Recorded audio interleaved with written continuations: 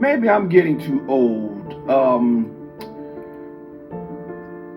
In my day, they used to call sex workers prostitutes.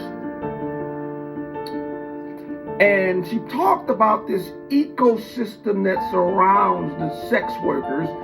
In my day, we used to call that ecosystem pimps. Watch the clip.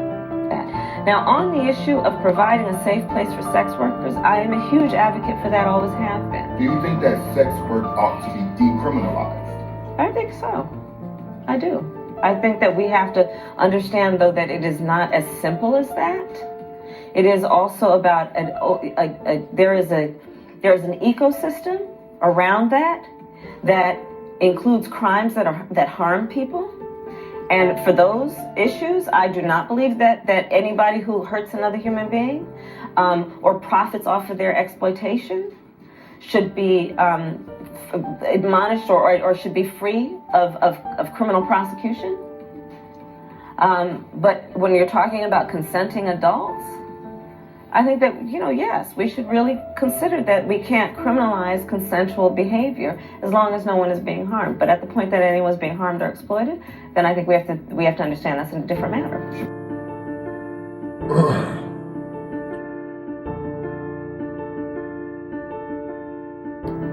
This is crazy.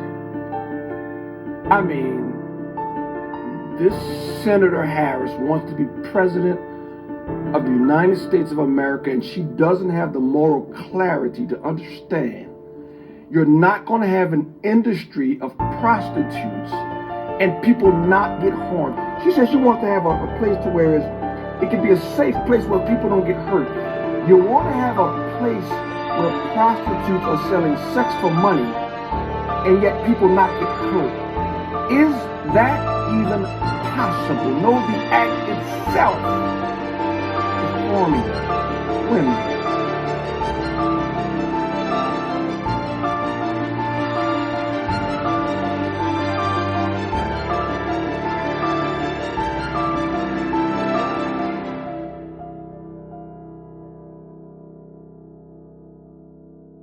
Important to just let you know that we are not done. We're still working very diligently and to ascertain all the facts so we can have a successful prosecution, because that's what's most important now. This afternoon, Crabapple Baptist Church, where Robert Long Worship released this statement about the suspected shooter.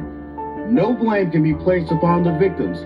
These actions are the result of a sinful heart and depraved mind, for which Aaron is completely responsible.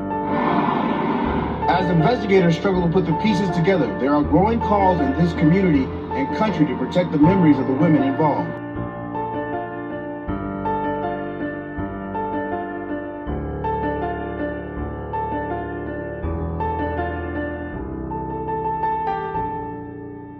The Vice President and I are being regularly updated by the Attorney General and the Director of the FBI.